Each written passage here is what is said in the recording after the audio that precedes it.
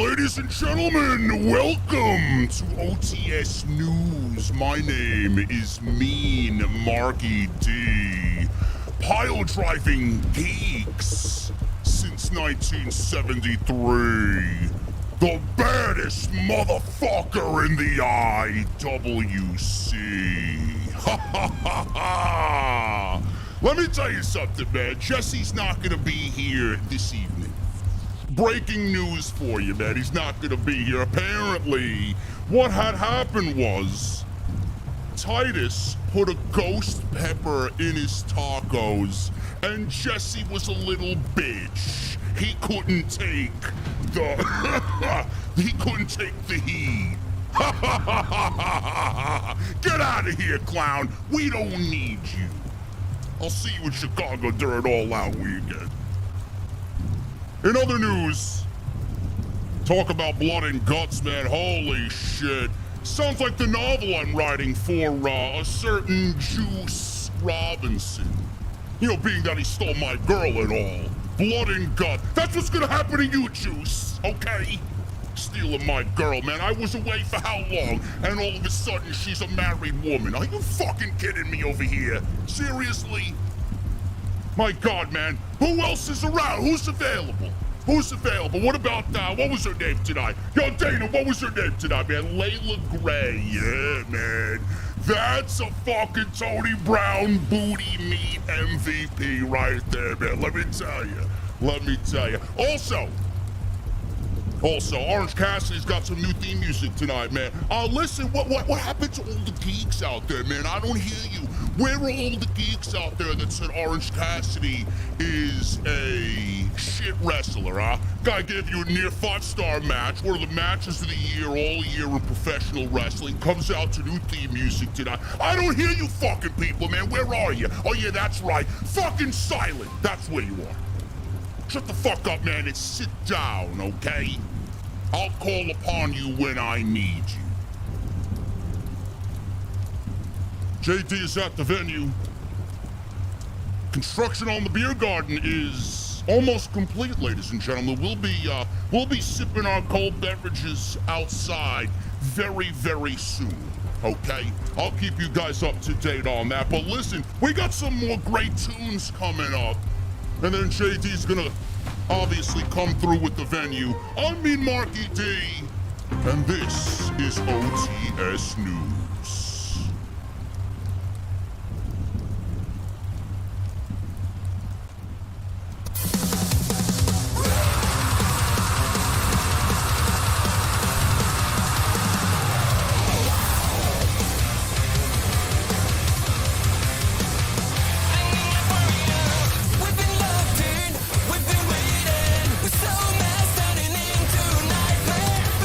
Everything, this is coming. Just wanna go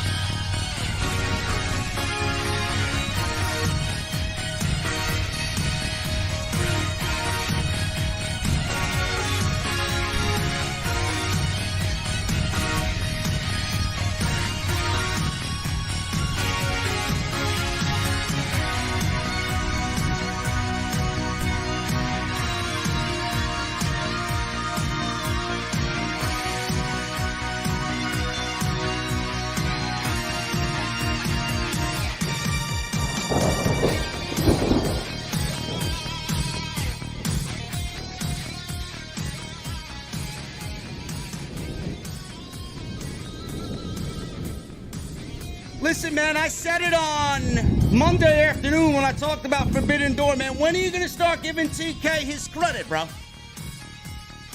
When are you going to start giving TK his credit? Blood and Guts may have been the best TV main event in all of pro wrestling for 2022. TV main events. TV main events. Geeks. That was incredible tonight, man. I loved every bit of what they did tonight. Detroit brought it. The visuals were absolutely perfect. AEW's production team nailed it. After the last one, they corrected everything that we wanted to give us one hell of a main event tonight. Orange Cassidy in action tonight. He's got some new theme music after TK got very upset that the news about his theme music leaked on Sunday afternoon. He said, fuck it. He said, fuck it, man. We're going to debut it anyway, no matter what the dirt sheets say.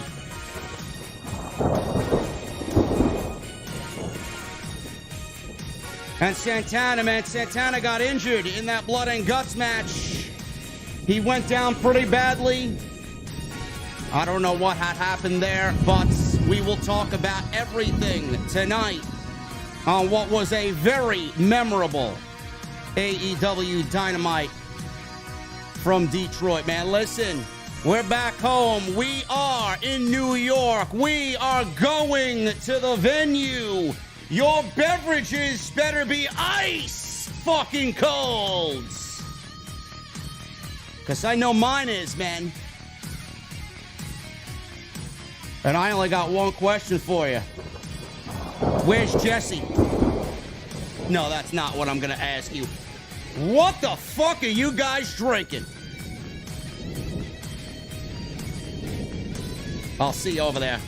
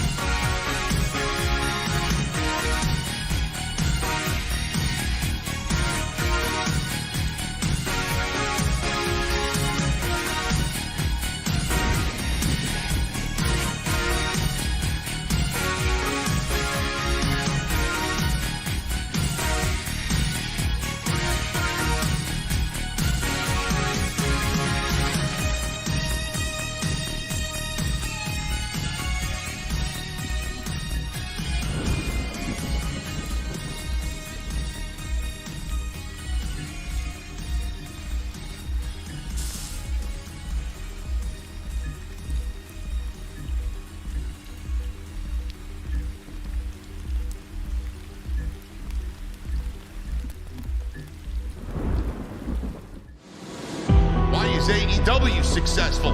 Why is Tony Khan running his promotion better than Vince McMahon and Bruce Pritchard are running Monday night and Friday night? Long-term booking.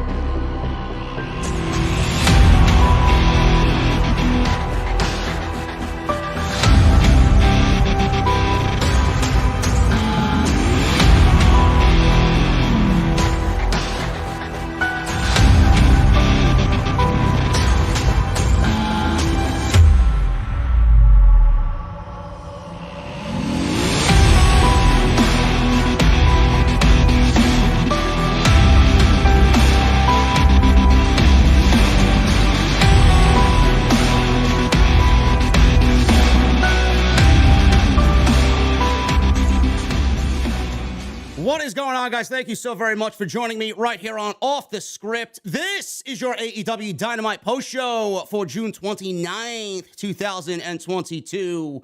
I am your host, JD from New York, flying solo tonight, as always. Coming to you from the OTS venue. Thank you guys so very much for joining me on this Wednesday evening, wherever you may be. We're going to get right into it, man. Jesse's not here. He is under the weather, and he will be back next week, hopefully, for the AEW Dynamite show next week, where we'll have Wardlow versus Scorpio Sky for the TNT Championship on next week's show. So I'm flying solo tonight. I know you guys appreciate Jesse's opinion, but I am flying solo on this Wednesday night. AEW Dynamite tonight, man. Absolutely fucking fantastic show. Absolutely fantastic show.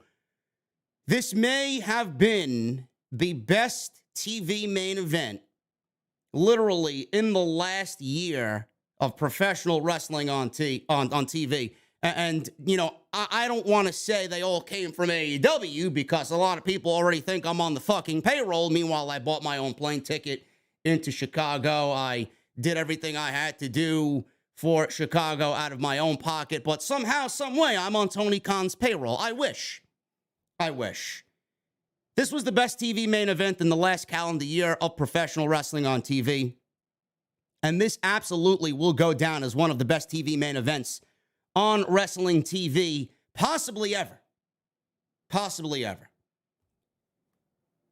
It's amazing to me how people don't pick up on what AEW does, and it's amazing to me how they consistently get criticized for the most stupidest things.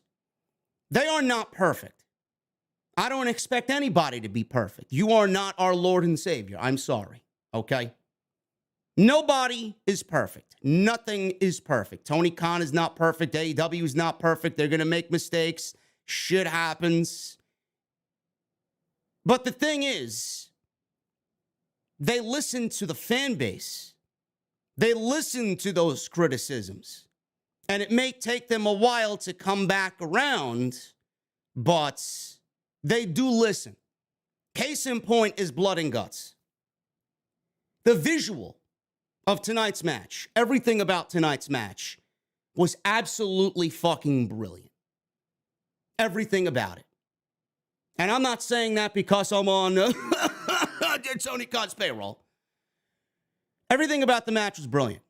The lighting, the arena that it was in, the number of people that filled the Little Caesars Arena, 13,000 plus. You guys fucking brought the energy. It almost felt like you tried to outdo Chicago for Forbidden Door. And you might be on that same level, man. Detroit fucking brought it.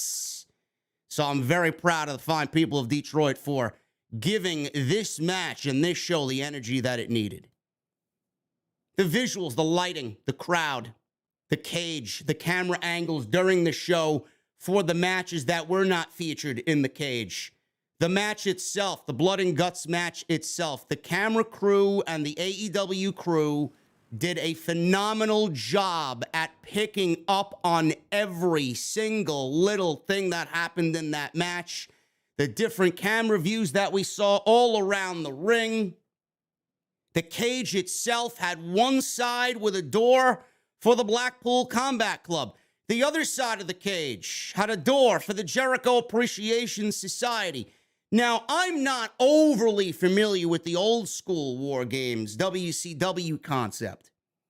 I know WWE's been doing it in NXT. They didn't even go to that length to do it that way. Triple H never did it that way. Tony Khan and AEW gave you two sides of a cage, separating both teams with a door on one side and a door on the other. I pinpointed that almost immediately. I love that aspect. I thought that was great. They made it into its own spectacle. The turnbuckle pads had Blood and Guts written all over it. Had an AEW logo, Blood and Guts, and then AEW. Everything about the little details was fantastic. Then all of a sudden, at the end of the match, we get most of the guys climbing up the cage. We see Jericho climbing up the cage. We see Eddie Kingston climbing up the cage. We see Sammy Guevara climbing up the cage. And I'm like, here we go again. This is where AEW was put to the test again. AEW, if you guys remember with the first Blood and Guts match, it was in Daly's place. It was in the middle of a pandemic. They didn't have much else to do. They wanted to get this match done. It was supposed to take place in Rochester, New York. The first one was supposed to take place live in front of 10,000 people. Oh, no, it was Newark. It was supposed to be Newark, New Jersey. I'm sorry. Newark, New Jersey. And we were supposed to get 10,000 plus for Blood and Guts #1. We did not get that. The pandemic killed it. It got moved to Daly's place. In that match, if you guys vividly remember, and I shit all over the spot because it could have been done 10,000 different fucking ways to make it look like it was a legit fall off the cage. A lot better than what was televised when we saw it. Jericho fell off. The camera angle was terrible. The way they shot it was terrible. The preparation for it was terrible. He fell off the cage. He goes through the quote-unquote stage that was made up of cardboard. We've seen pillows and fucking Serta-Perfect sleepers and fucking beauty rests underneath there. We saw every type of fucking mattress that you'd find in Sleepy's. Or Mattress Plus, whatever the fuck, wherever the fuck you guys go to buy mattresses. He fell on top of fucking mattresses and pillows. Everything just kind of unraveled from there. The way they shot it, mixed with that, people were just all over me about, oh my God, you wanted Chris Jericho to kill himself and go through the stage. No, I didn't. I never said that. I wanted it to be shot different so that we did not see the illusion of what had happened there right in our face, staring us fucking, hey guys, I'm a obviously set up stage. Hi, I'm the fucking mattress that's hiding underneath the stage to prevent Chris Jericho from killing himself. Hey, how you doing? No. They ruined that entire match just by that one fucking ending of the match where MJF threw Jericho off the fucking cage. They got it right. They even corrected that. Sammy Guevara was up there, and you knew Sammy was going to take the fucking fall because Sammy is a fucking psychopath. Eddie Kingston throws him off the stage, off the cage, rather, onto a plethora of tables. It was shot correctly. He goes through this plethora of tables. We see fucking water and water bottles flying all over the place. Crowd erupts. Everything about it was crazy. It was beautiful. The carnage was there. The blood and guts match lived up to its name. Every single person in this match deserves their flowers, man. Everybody killed it. Production killed it. Tony Khan and the visual team fucking killed it. This was awesome. Everything about it was awesome, and it resulted in probably the best main event on pro wrestling TV this year.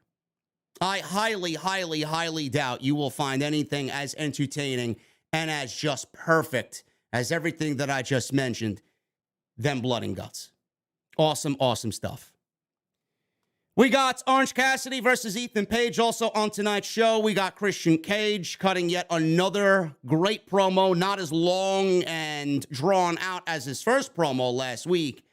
But my goodness, man, my goodness, did he introduce the new Luchasaurus, and holy shit, man, I'm getting fucking Kane-like vibes from Luchasaurus. I thought that was fucking awesome.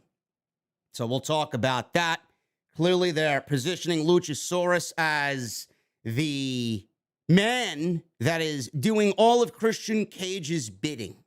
And he may be feuding with Jungle Boy, and we may get X-Tag Team partners going at it one-on-one relatively soon. Wardlow challenges for the TNT Championship and Scorpio Sky. I got news on what Miro actually had said about the TNT Championship, and it's not all that flattering at all.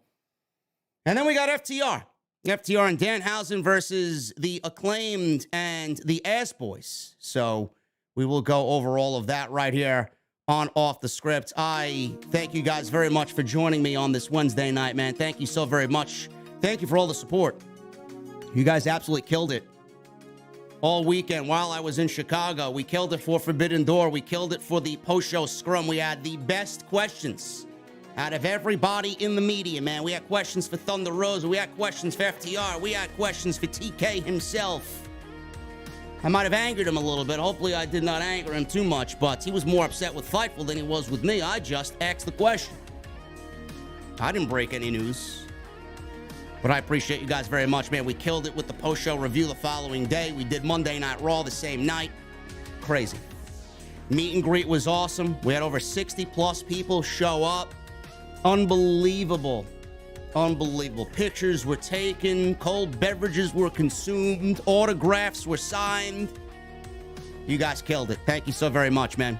Jesse loved it, too. Jesse was very appreciative as well. He had a good time. He actually videoed most of it. I believe he showed some of the clips on his watch-along yesterday, so go check that out.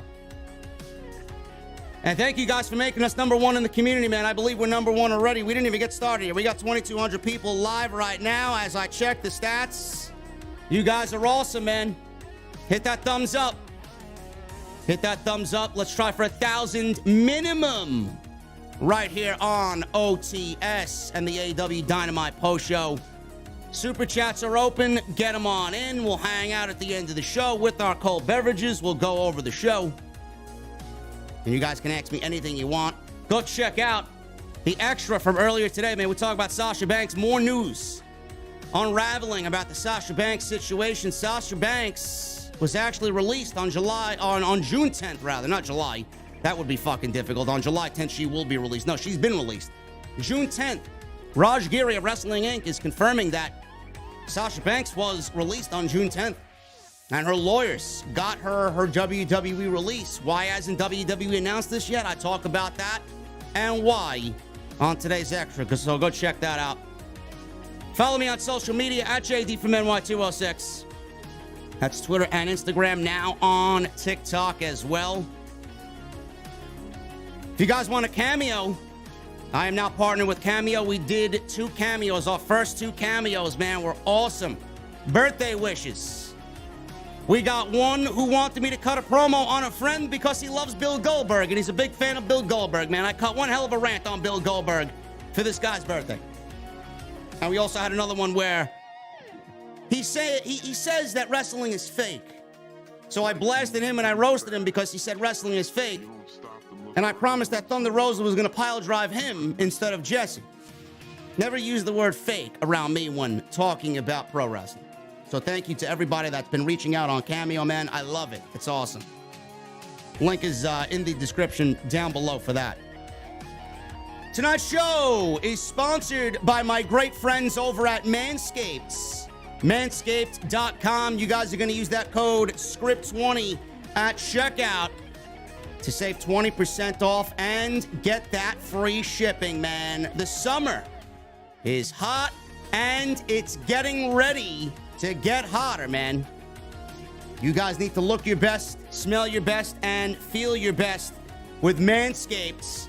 Make sure you guys go check out Manscaped in their Platinum Package 4.0.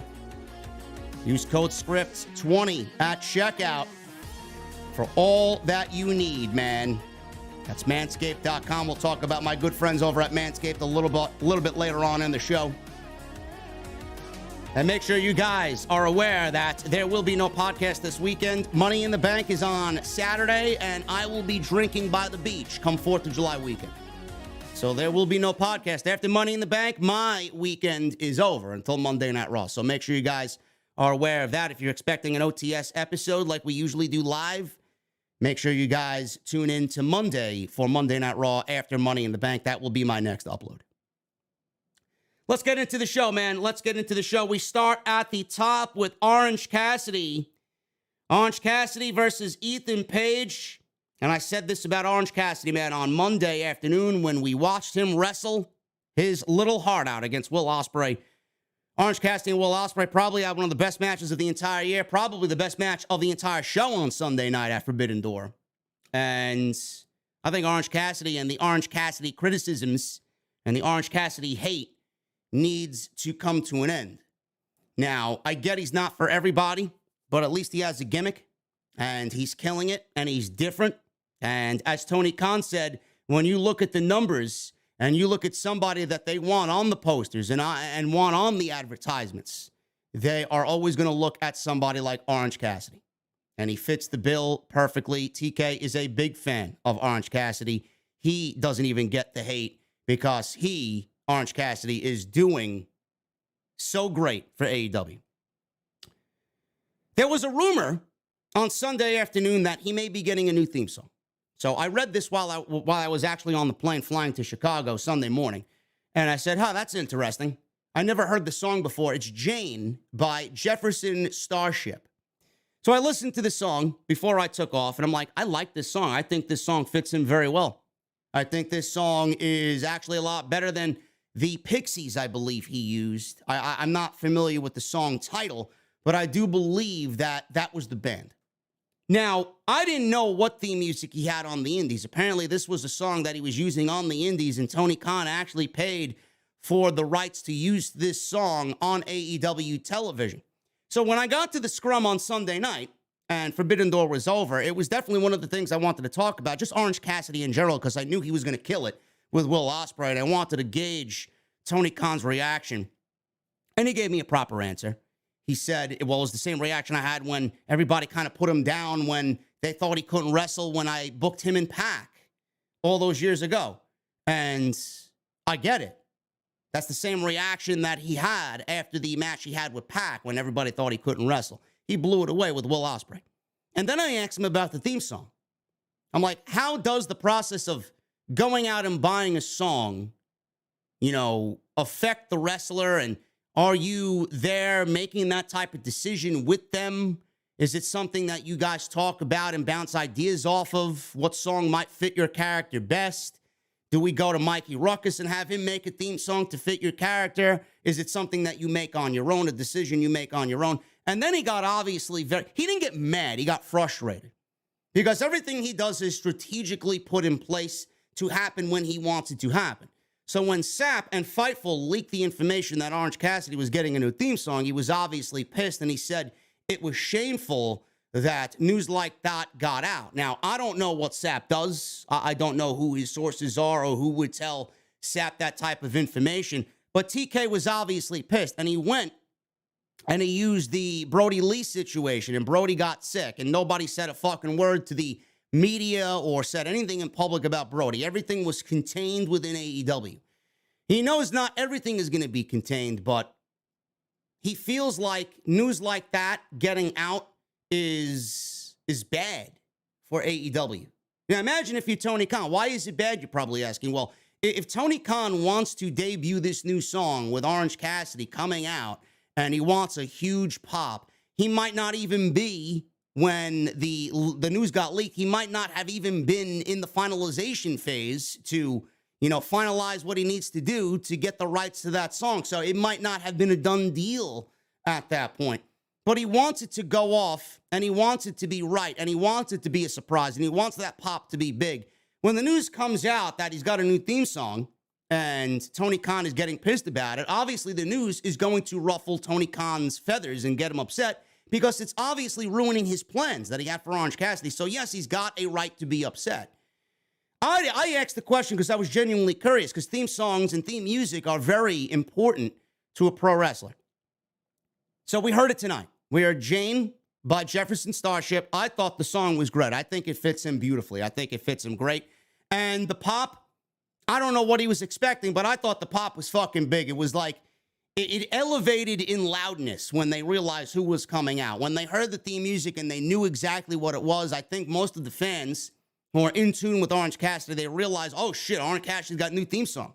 He's got new theme music. So when they seen him and they heard the theme music, it kind of got really fucking loud. So it was like an elevated loudness that got louder and louder and louder as the song continued to play inside the Little Caesars Arena in Detroit. So I thought it was great. I think it fits him absolutely perfectly. He came out with the Best Friends, and he wrestled Ethan Page. This was a match that was made on Twitter. This was Dan Lambert requesting this match. Orange immediately did the hands in the pocket shtick like he always does. I find it to be highly entertaining. He landed a tope suicida with the hands in the pockets. Back in the ring, Orange did a diving crossbody, only got a 1 count on Ethan Page right away. Page cut him off, big shoulder block. He started to mock Orange Cassidy, beat him down with some slams and some suplexes. Orange then started going at Ethan Page with a high kick, twisting brainbuster. Page went for the Ego's Edge after bouncing back. Orange countered it by reaching into his pockets. He reversed a second attempt of the Ego's Edge, which is nothing more than a razor's edge. He calls it the Ego's Edge. So he reversed a second attempt into a Hurricanrana, climbed the ropes, but Dan Lambert distracted Orange, allowing Page to turn it into a nice-looking power slam. He goes for a cover and only gets a 2 count. So Page was obviously playing up, beating up Orange Cassidy. The crowd in Detroit didn't like him. He gave somebody the middle finger. I don't know who it was. So Orange sees this opening. He gives a brainbuster, or at least tried for a brainbuster attempt, into a stunner before nailing a DDT for a near fall. Orange called for the Orange Punch. Lambert hopped on the apron. Orange gave him some pokes, and the crowd was going crazy for it. So they did their little shtick, playing along to Orange, doing the O and the ahs and the O's and the ahs. And then all of a sudden, Dan Lambert was out there. He was on the apron while he was getting these devastating attacks by Orange Cassidy. He had a bottle of orange juice in his hands.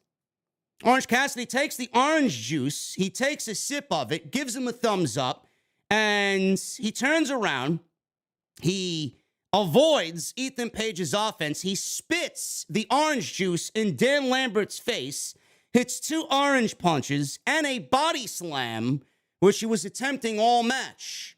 He was telling the story of, I'm going to lift this guy up. He's doing the Hulk Hogan, right? You know, you guys know Hulk Hogan always used to do the body slam when he was in there with a much larger guy.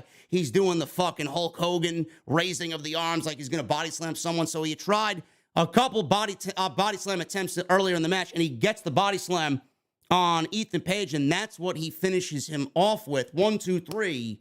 And we get Orange Cassidy continuing that momentum for himself. And he gets another victory following what was a great match. Match of the night with Orange Cassidy. Even though it was in a losing effort, I still deem Orange Cassidy a winner coming out of Sunday's Forbidden Door. Very good match. Ethan Page is very underrated.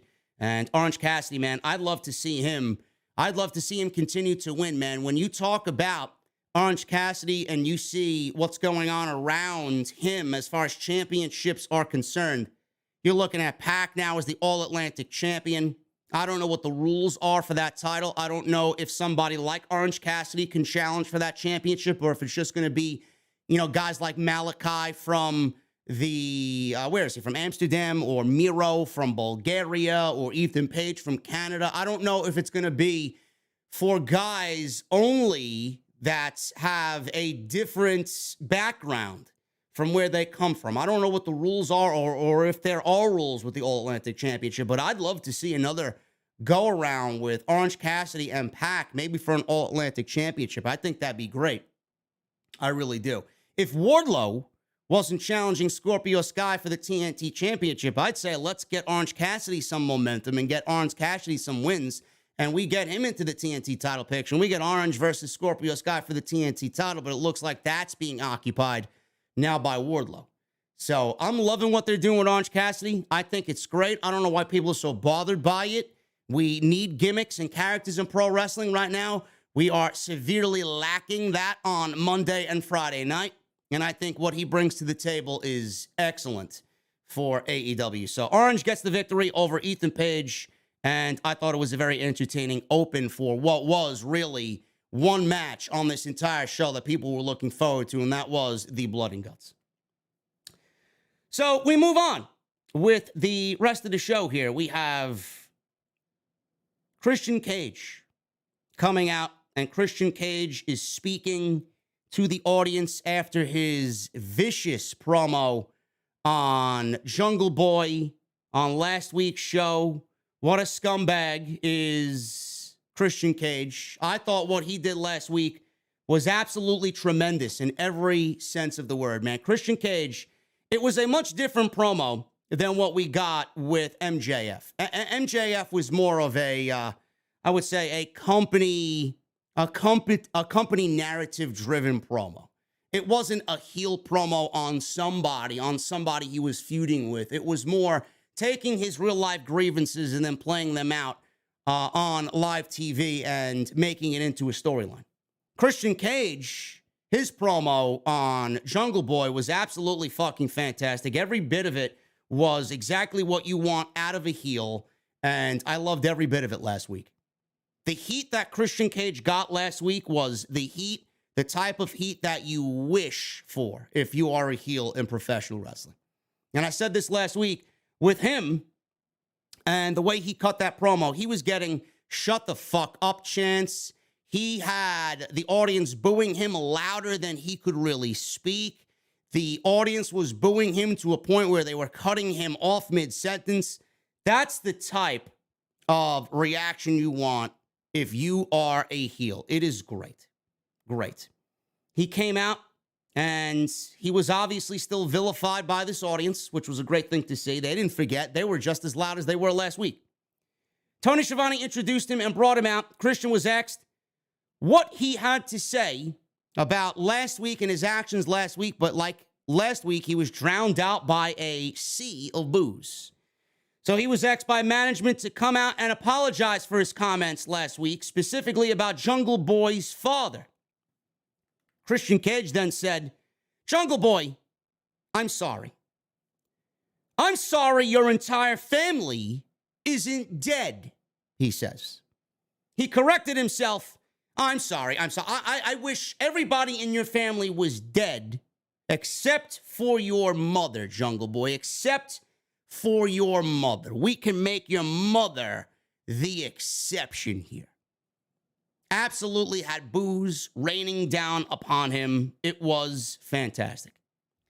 So Christian said the only good thing about Detroit, these Detroit sweat hogs, nice homage to the greatness of ravishing Rick Rude. He used to call everybody sweat hogs. I remember him going to Atlantic City and calling all the fucking fat slobs in the crowd, "You Atlantic City sweat hogs," right? He called Detroit sweat hogs, and he said the only good thing about Detroit is that it's close to Canada. He may have requested a match this week, but that doesn't mean he was the one who was going to wrestle. This match is not for me, he says. It's for this guy. And out comes Luchasaurus. Luchasaurus. Now, I didn't know what to expect here. We have new theme music. We have fire going off on the stage. We got the smoke filling the stage. Out comes Luchasaurus. And he was wearing all black. He had a beautiful new mask, black. He had ring gear in black. His heart and his soul was black tonight. Luchasaurus was a heel. And he's got new theme music, this new eerie, creepy theme music led by Christian Cage. And I got visions of Kane. I got visions of old school Big Red Machine Kane with Luchasaurus coming out being led by Christian Cage. So he gets a match with Luchasaurus and Serpentico. Christian was not wrestling tonight. It's Luchasaurus versus Serpentico. So Serpentico ran right into a headbutt and a released German suplex. Luchasaurus planted Serpentico with a facebuster, and he locked on a snare trap-like hold. But it's not Luchasaurus doing Jungle Boy snare trap. It is Luchasaurus doing his own version of the snare trap with a vice grip on the neck. The neck nerve made Serpentico tap out immediately. The one thing I want you guys to be very, very, very well aware of with Luchasaurus, this new dark, brooding, evil heel Luchasaurus, we didn't see any flips. We didn't see any dives. We didn't see any spinning back kicks. We didn't see any kip-ups.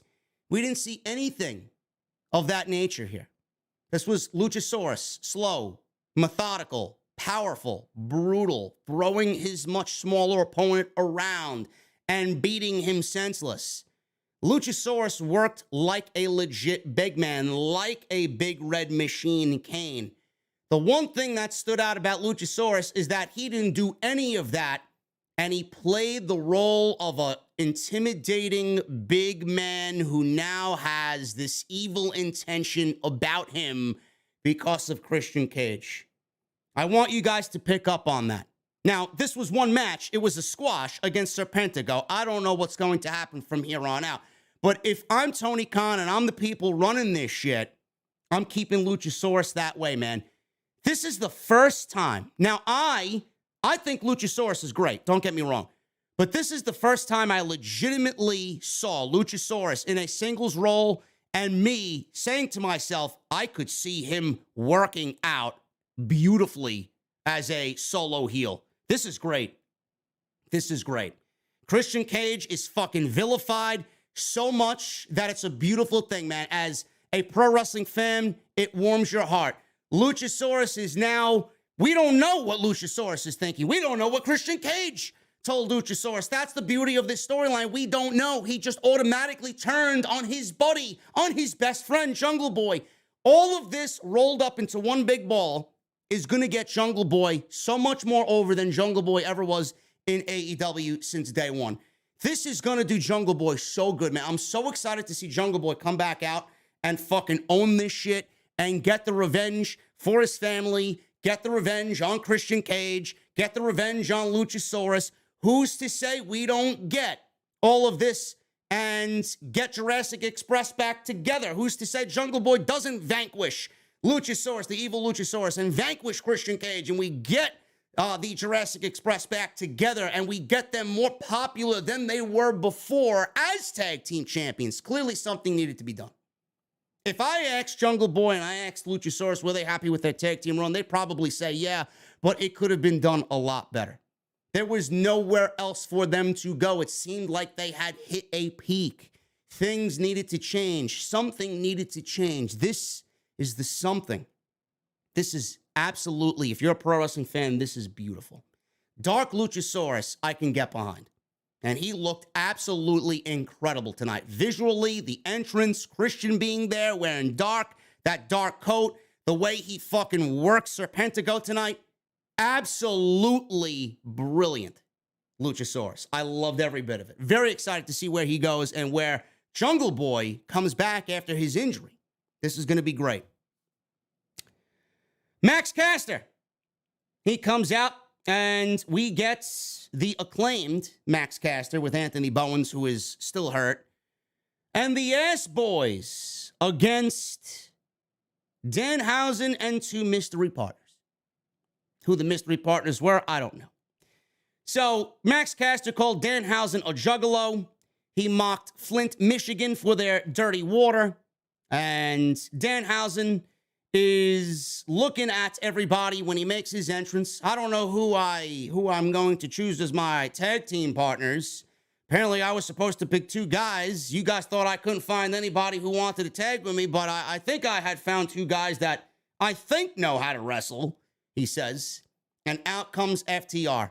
FTR's theme hits the PA system. Crowd goes crazy. Everybody loves FTR. This babyface run that they're on is fucking fantastic. I love everything about it. They deserve it, and it's a beautiful thing to see, really. So we got these two, or these six rather, these two in FTR teaming with Danhausen against, it is Max Caster and the Gun Club. Austin Gunn and Colton Gunn, Billy Gunn and Anthony Bowens are on the outside. Austin and Cash started this thing off.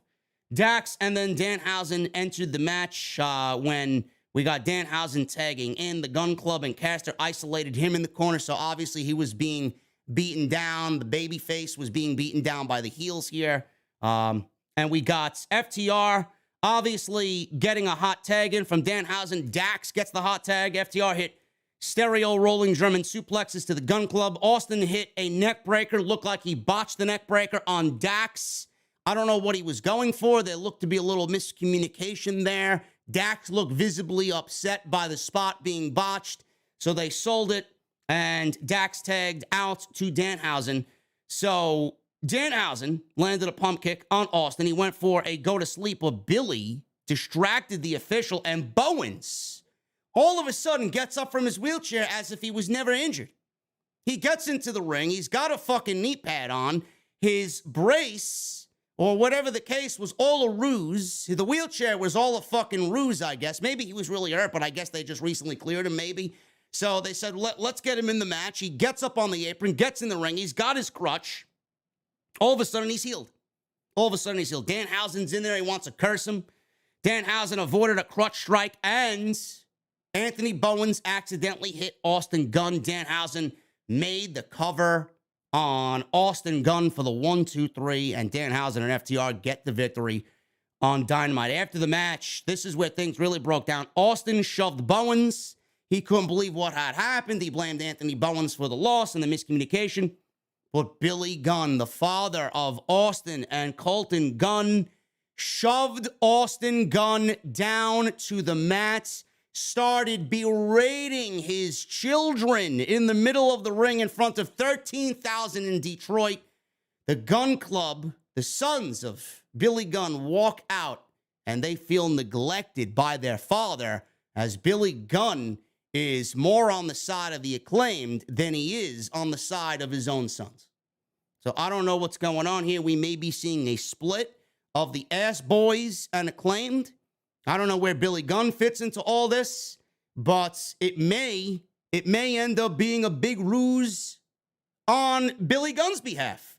I don't know. It may seem like trickery at the end. Billy Gunn kind of lulling or luring the Acclaimed into some false sense of security, only for his sons to take advantage over the Acclaimed, and we get the Gunn Club and the Acclaimed feuding with the Acclaimed going over the Gunn Club. Depends on what we see. I don't know. But it looks like we may be seeing an end of the Ass Boys and the Acclaimed being one big happy family. Jay Lethal and Sanjay Dutt with Satnam Singh cut a video promo on Samoa Joe. Apparently, we are getting a Death Before Dishonor show. Tony Khan announced this during the post-show media scrum after Forbidden Door in July. I think it's July 19th. Correct me if I'm wrong. We are getting another Ring of Honor pay-per-view, and that is happening in Massachusetts. Jay Lethal, Sanjay Dutt, and Satnam Singh cut a video promo. Dutt and Lethal demanded Joe to sign the contract to make this match official for the Ring of Honor TV Championship. Sanjay Dutt says, normally I carry a pencil. Pencil's no good. I need you to look at this pen. I'm carrying a pen now. I need you to sign this contract and make this match official for the Ring of Honor TV Championship. We got Samoa Joe, the TV champion of Ring of Honor, versus Jay Lethal, the longest reigning TV champion in Ring of Honor history. And this is being teased for the Ring of Honor show, Death Before Dishonor, in July. Satnam Singh said at the end, hey, Samoa Joe, Jay's gonna kill you. Meaning, it's a play on Samoa Joe's popular fan chant, Joe's gonna kill you, is what the fans chant. Jay's gonna kill you at Death Before Dishonor.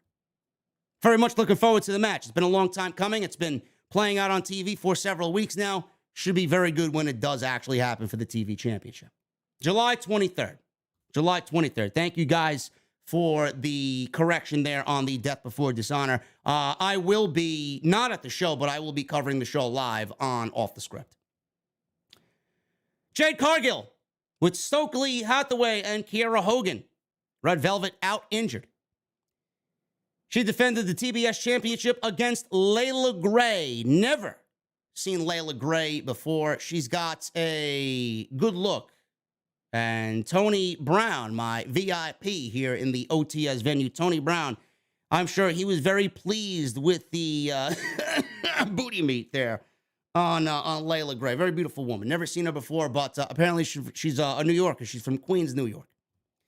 So Jade manhandled Layla right from the start, hitting a fall-away slam, kipping up, showing off, talking trash. Layla Gray fired up with a rising knee strike. Jade took her out with another pump kick before hitting Jaded for the win very quick. It went about 90 seconds, if that, 2 minutes maybe.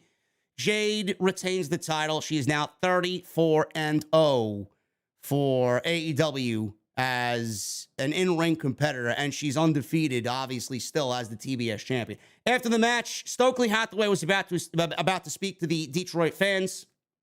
Jade grabbed the microphone and said she was tired of everybody in the back bitching and moaning about her and her championship and everything that revolves around Jade Cargill. She demanded that Stokely give her some real competition. She wants real competition. So Stokely said Only one person stepped up and challenged Jade Cargill, the queen. This queen, Jade Cargill, only one woman stepped up and challenged Jade for the TBS championship. And she doesn't even work here. She wasn't even here long enough to sign a W-2 form, he said, in Layla Gray. The only person that stepped up to challenge Jade Cargill. Meanwhile, we have an entire locker room of women and nobody stepped up. He called everyone, including Athena and Chris Statlander, lazy. They're lazy for not challenging Jade Cargill for the TBS championship. Athena and Chris Statlander run out. They attack Jade and Kiera Hogan. But all of a sudden, Layla Gray gets involved. Layla Gray is getting in there, and she's helping Jade Cargill, who just beat her in 90 seconds. She surprised everybody by putting the boots to Athena. Why? I don't know. Athena was about to hit the O-face, a.k.a. the Eclipse, like we know it from WWE. Chris Statlander was holding Jade. Athena was about to go up for the Eclipse. Layla Gray puts a stop to that. Jade starts shoving Layla Gray, puts the boots to both Statlander and Athena. Layla Gray gets in Jade's face. Jade pushes Layla Gray. I don't know what's going on here, but Stokely says, this is your opportunity to show where you are and make a name for yourself. And she took his word and took advantage of that. She helped Jade Cargill. I don't know what's going on there. We may be looking at the new baddie in Jade Cargill's baddie group. I don't know what this means for Red Velvet. If this is what I think it is, and Layla Gray may be added to the baddies, and we may get another addition to the group, it looks like Red Velvet may be out for quite some time, and they don't expect her back anytime soon. I haven't heard what the severity of the injury is, but we'll see. That's the only thing I could really come up with. Layla Gray in the baddies, she looks like she fit. I don't know. We'll see what happens. The Young Bucks were backstage. They said Hiroki Goto and Yoshihashi won a shot at their tag team championships. Everybody that they know, all their friends are gone. Kenny's gone. Adam Page is gone. Or I guess Adam Page, you could put Adam Page. They didn't mention Adam Page, but Adam Page, Adam Cole's gone. Kyle O'Reilly's out. Bobby Fish is out. Where is everybody? Where is everybody? They're all by themselves. Their only friends right now, they said, are these AEW Tag Team Championships, and they are the only two-time AEW Tag Team Champions in company history. Young Bucks says that they will put those championships on the line only if Yoshihashi and Hiroki Goto beat them in a non-title match first. Sounds very WWE-esque here, TK. What's going on, bro? In a championship contenders match, if they can beat the Young Bucks, then they'll get a tag team title opportunity, but I don't think that's going to be the case because Tony Khan and AEW doesn't book their champions to lose, rarely. It's happened once or twice, but rarely to lose in a non-title match. Oh, but JD, WWE does it all the time, but you're not shitting on AEW for doing it. Yes, AEW does it once every 9 or 10 months. Shut the fuck up. We don't see it every fucking week. I'm sure you guys are thrilled with Uso versus Montez Ford and Uso versus Angelo Dawkins and then every fucking possible combination of matches we get before we get to the fucking tag team match at Saturday's pay-per-view. Yeah, that's quality booking there, bro. Be quiet. AEW Rampage. Yes, Jacob, the Bruce Pritchard special. Yes, #1 contenders. Championship contenders matches, man. What's on the menu for Bruce tonight? Championship contenders. It's awful. What an awful concept. AEW Rampage. Young Bucks versus Hiroki Goto and Yoshihashi. Tony Storm versus Nyla Rose. Should be interesting. And we got a Royal Rampage match. I don't know what that is. A 20-man battle royal for an interim AEW World Championship match. I don't know what it is with the Battle Royals, man. I really don't. I don't get what is with the Battle Royals. I hate Battle Royals. We just saw a Battle Royal a couple of weeks ago where Kyle O'Reilly won the Battle Royal to wrestle Jon Moxley for the right to wrestle Hiroshi Tanahashi at Forbidden Door for the interim championship. Why are we doing another Battle Royal? Do you know what I'd like to see Tony Khan do?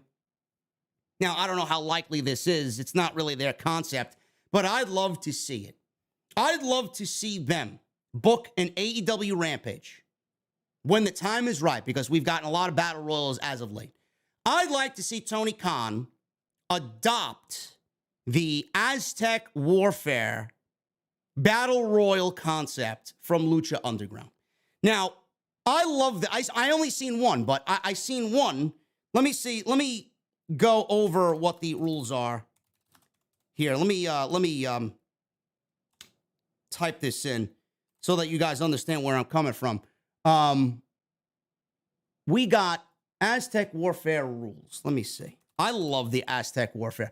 Aztec Warfare and Lucha Underground. I'd love to see Tony Khan adopt this idea. Lucha Underground held a 20-person intergender elimination match where a wrestler could be eliminated by pinfall or submission and has to take place inside a ring and not by throwing people over the top rope and having both feet hit the floor. There are no countouts and no disqualifications. That's what I'd like to see. The regular battle royals are ridiculous. I find them to be fucking so bland and so boring and so fucking generic. I'd love to see Aztec Warfare back on television. I'd love to see Aztec Warfare, their version of Aztec Warfare in AEW. It's a Lucha Underground type match invented by Dario Cueto. I love him. I thought he was great. Luchadors entered at timed intervals similar to the Royal Rumble and are eliminated by pinfall or submission. There is no DQ, no countout, or over-the-top rope eliminations. I love it. I thought that was fucking great. Great. It adds a level of different to the show. If you want to really make an entire show based around that one time a year, I think that would be fucking awesome. Really. And you could make it, because not everybody's going to be able to do the Royal Rumble. If AEW, I'd love to see AEW. They got more than enough to do a Royal Rumble. They do. But AEW can't do that because it's a WWE thing, and I don't want them to get shit from all the people that claim that they already take WWE talent off the free agent market and they're a WWE landfill. Now they're taking WWE gimmicks. Lucha Underground was fucking great. I love Lucha Underground. I think Aztec Warfare in AEW would be great. These 20-man battle royals are so fucking boring. And we just saw one a couple weeks ago. So that's my take there. So we got a battle royal, a Royal Rampage match. He even had to put the name Royal, the word Royal, in the title of the fucking match. The Royal Rampage, whatever the fuck that is. 20-man battle royal will determine a number one contender for the interim AEW World Champion, Jon Moxley. Jim Ross. He joined commentary as they lowered the cage. They had some really cool theme music playing as they lowered the cage. They had a video package show. We were at the 9 o'clock hour, and they left the entire second hour of the show for Blood and Guts. You gotta love it. Crowd was hyped. The energy was off the charts. They were loud. They lowered the cage. Jericho Appreciation Society came out in these matching over-the-top red outfits. They look like something off of fucking TRL, Total Request Live, with Carson Daly back during the fucking 1990s on MTV, man. That's what they look like. They look like a six-piece boy band out there. They looked ridiculous, but I guess this is what wizards wear. This is what I guess wizards wear and what Jericho deems wizard-like. So we got the Blackpool Combat Club out there.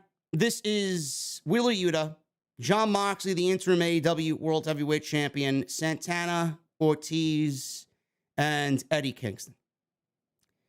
This is a classic War Games rules. So staggered entrance, no DQ. The match can only be won once everyone is in the match. 4-minute intervals for everybody. And then ding, ding, ding. And we get the match beginning and starting when all the participants are in the ring. This was great. I loved everything about this. This was so much better than last year's match. The quality of competitors in there was so much better than last year's match. We got Moxley. We got Claudio. How could I forget Claudio? Claudio. We got Wheeler Yuta. We got Chris Jericho. Santana and Ortiz are in there. Sammy Guevara is in there. A lot of these men actually were in the first match, but you got Jon Moxley and Wheeler Yuta and Claudio in there. Santana, Ortiz, fucking awesome. Eddie Kingston's in there, awesome. So, the Jericho Appreciation Society had the man advantage. They had the man advantage because they won the six-man tag team match that opened Forbidden Door. Guevara and Claudio started things off. This was very interesting right at the word go, man. They started things off. Bell rang. We got this match starting at around 9:05 Eastern time. So we got the whole hour to look forward to. Brutality. Claudio was manhandling Guevara, laid in some running uppercuts. He continued to beat down Guevara until Guevara tried to climb the cage. This guy was like a spider monkey, man. He was climbing the cage. He was bouncing off the ropes. Rope to rope to rope to rope to cage, man. I thought I was watching a fucking ping pong ball in there. Sammy Guevara legitimately looked like a fucking video game character playing out in real life, climbing up the cage and bouncing off the fucking ropes to try and evade Claudio in this blood and guts match. Claudio pursued him. He chased him down, pulled him down onto the ropes. It looked like he had twisted his knee. Thank God he was all right. That looked brutal. We don't need Sammy to be added to the list of injuries in AEW. Guevara, he was jumping on the ropes to escape Claudio. He returned fire with a pop-up cutter on Claudio. Guevara was happy that he had taken Claudio down. This allowed Claudio to get back up and attempt a giant swing. He did do the giant swing, only 4 revolutions of the giant swing, and in comes Danny Garcia. He took out Claudio and stopped the giant swing in Detroit.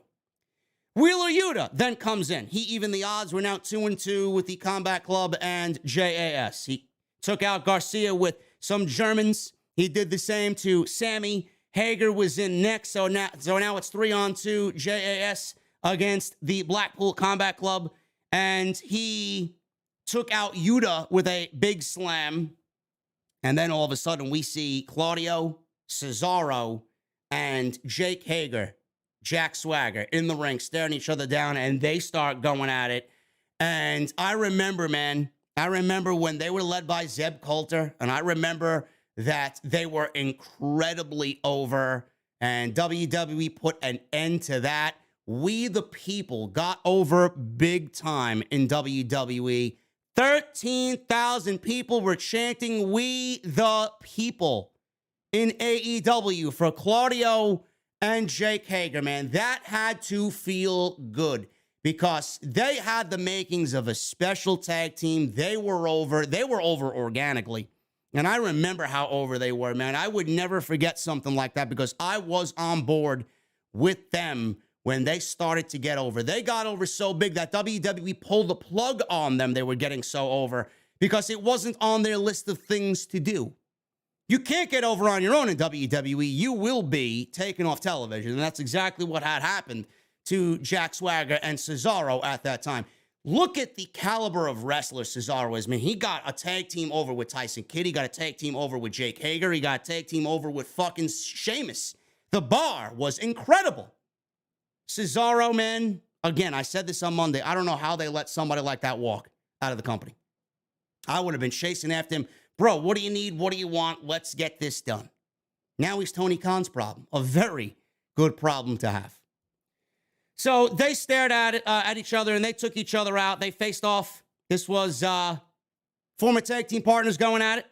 Claudio got the upper hand, but the man advantage allowed Garcia to get involved, and the Jericho Appreciation Society once again took over. They dominated the match until Moxley came in for the Blackpool Combat Club. He comes in, he wreaks havoc, X-Plex on Guevara. He takes out Garcia, Claudio, Bulldog Hager onto a steel chair. Moxley pulled out a fork from somewhere. I guess he had a great time in catering before the show started. He pulled out a fork and he started stabbing Danny Garcia in the fucking face with this utensil. Claudio beat down Sammy right in front of Tay Conti, which was great. Moxley and Yuta hit a beautiful-looking heart attack on Garcia, and he had blood gushing off of his fucking face and in his mouth. The Blackpool Combat Club was in control, man. They were cruising at this point. So we got Angelo Parker. He's coming in next. His opponents were so in control that everybody on the JAS was down. Angelo Parker gets in there, and this guy is running like a fucking coward around the ring, up the cage, through the ropes, rolling underneath the ropes. He did everything to try and evade Moxley and Claudio and Wheeler Yuta. There was no escaping. He eventually got caught, and Claudio, got him with a beautiful gut-wrench suplex. All of a sudden, we get the other members of the JAS finally getting back to their feet and getting in the match. They attacked the Combat Club with weapons. Hager smashed Claudio's ankle with a chair. Ortiz then comes in for the Combat Club, evening things out for both sides now. He ran wild, and Moxley hit a pile driver. Apparently, there was broken glass. Where this broken glass came from, I don't know. Where the broken glass came from, I don't know, but there was broken glass in the ring. They showed it on the replay. I visibly saw broken glass there. We get a fucking pile driver on Angelo Parker from Jon Moxley on broken glass, busting him open. And Matt Menard then comes in the match. I don't know at this point if he wants to get in the match. I don't know if you want to get in there, bro. He got in there, and he smashed his opponents with a chair. He was going at everybody with a steel chair. Moxley was busted open at this point. He got busted open at the Forbidden Door show. He had a bandage going into the match where he got stitched up, and the bandage was hanging off, flying off. He was bleeding all over the place. So we got a "we want tables" chant. Everybody wants fucking tables in these matches. So Santana, he enters the match. He pulls out a table, slides a table into the ring, and he's in there, and I don't know who it was on, but it might have been one of the 2.0 guys. He ran wild for a little bit. He delivered a Uranagi, I believe, to one of the 2.0 guys. And all of a sudden, he goes down and collapses in the middle of the ring. Looked like his knee had buckled. Looked like his knee had twisted. Hopefully, he is okay. That looked awful. And with the list of injuries, June is just, I don't know who the fuck hexed the AEW roster. Everybody is getting hurt. I don't know why. So Santana looked like he twisted his leg. Hopefully, he is not out for long, or if it's not serious, I don't know. So we will see what happens there. Moxley grabbed, this was one of my favorite parts of the match. He grabbed barbecue skewers. The only time I ever seen barbecue skewers, personally, I think it was Cashflow Ken Broadway and Matt Travis at House of Glory a few years back inside a steel cage. I think Matt Travis took barbecue skewers to his head, and the visual of him just sitting in the ring bleeding with barbecue skewers popping out of his head, that's the only thing I could visibly see on commentary, man. I'm like, holy shit. He produced barbecue skewers. He wanted to get the 4th of July celebration started early, and he stabbed Matt Menard with these barbecue skewers, and blood just pops out of his head. Fucking beautiful, man. I loved it. It was so great. So Moxley got the barbecue skewers, stabbed him into Menard's forehead, but Menard stopped this from continuing with a low blow on Moxley. Wheeler Yuta and Garcia started going at each other with some stiff forearm shots. Jericho was his team's final entrant here. So we have the one-man advantage going to the JAS for the time being. And he came in with Floyd the Bat. Ortiz immediately took him out with a DDT, choked him with a chair. There was just big moves all over the place. Cesaro ran wild with some crazy offense. Jericho cut him off and stopped his offense with a code breaker. Eddie Kingston is the last of the Combat Club to get in. Ding, ding, ding. And we get this match, this chaos, finally, officially underway. Kingston comes in. I started laughing my ass off, man. He comes in with a fucking kendo stick. He's bashing everybody with fucking kendo sticks. They're all fucking jumping on him. He's beating everybody with this one kendo stick that was already broken before he even started attacking anybody else. He broke the kendo stick in one shot over one of the 2.0 guys, and everybody starts jumping on him. He's fucking wailing away with this kendo stick. He's just sitting there wanting Jericho, right? He's trying to get everybody off of him. All he wants is Jericho. Hilarious. Jericho tried to escape the cage. He was cornered by Eddie Kingston. He smashed him repeatedly in the corner with this kendo stick that was already broken. Kingston then pulled out, I don't know where he must have pulled it out from his pants. He had fucking rubbing alcohol. He wanted to set Jericho on fire in the middle of this match. I would have loved to see it. But I don't think we're getting fire in the Blood and Guts match on top of everything else that we were probably going to get and what we've already got in this match. I don't think Tony Khan would have produced fire in this match. So he's got this rubbing alcohol. He wanted to burn Jericho there. And he was cut off before he could use it. They took it away from him. And the Combat Club was back in control. So they had the tide of the match swing in their favor. There was a table set up in the middle of the ring, right between the partition in the middle of the ring that separated both rings. And there was a table there, and Jake Hager was powerbombed through this table. Santana was still injured. He was basically out of the match at this point. They took him out. They walked him up the aisleway. Yuta and Moxley, I don't know where they got these from. I don't know who was producing these fucking weapons of mass destruction here. They had two black bags. Two black cloth bags. What's in the cloth bags, might you ask? It ain't anything you want to be a part of, I'll tell you that. Thumbtacks everywhere in the ring. Thumbtacks everywhere.